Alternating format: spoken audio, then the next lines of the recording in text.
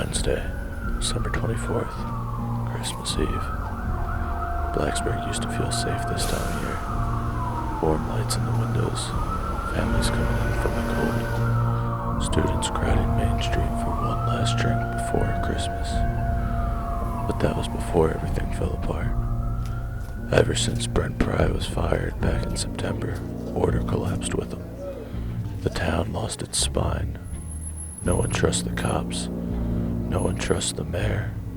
Rumors say half the Blacksburg Police Department answers to the mob now. Maybe more. The innocent have vanished from the streets. Kids don't play outside anymore.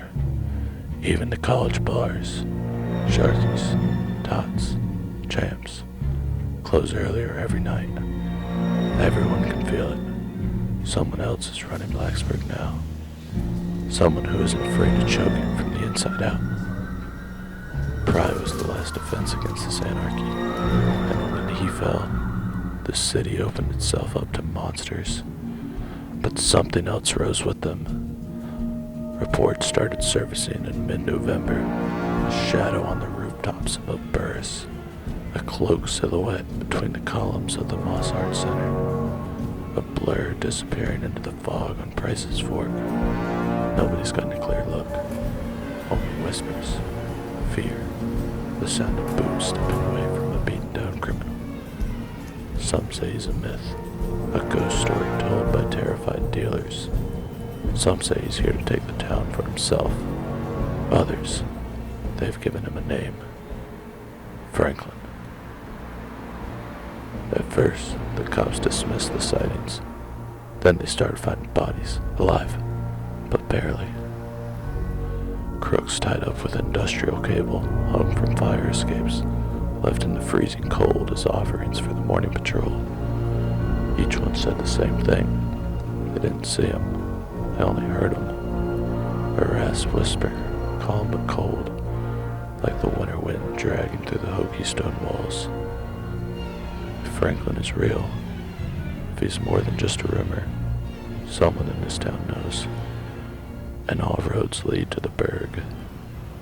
In Blacksburg, the Berg isn't just a bar. It's the beating heart of the underground. A maze of dim booths, sticky floors, and backroom deals. Anyone looking for answers eventually finds their way here. And the one who runs it all, the Puffin. He dresses in black and white suits that make him look like some twisted parody of a bird.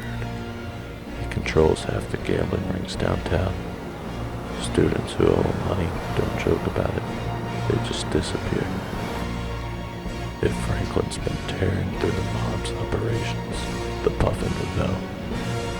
The question is whether he'll talk. I mean, this Brad fella, it was predictable. I could capitalize off of that. They sucked every year, but when he left, saw an opportunity. I'll come pass it up. But this Franklin fellow thinks he can come in here and act like he belongs, like he's been here this whole time. But I've been here this whole time, He's bad for business. These guys don't like him.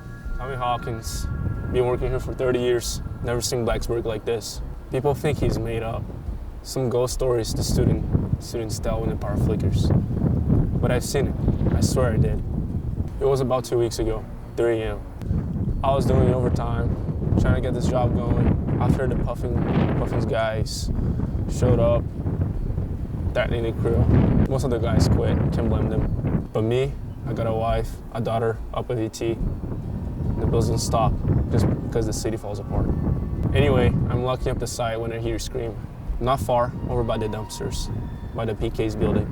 Sounded like someone was getting murdered. So I grab a rebar rod, thought that was better than nothing, and I run over there. And what I find ain't what I expected.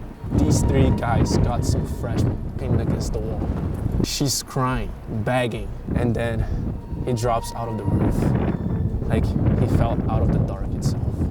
Didn't see his face, barely just saw a cloak and the boots hitting the pavement. But the sound he made wasn't human, not angry, just final. He tore through those guys even before I even blinked. Broke one's arms clean, sent another one into the trash bins.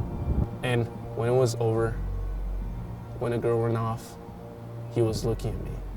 Didn't threaten me, didn't say a word. Just nodded, like everything was okay.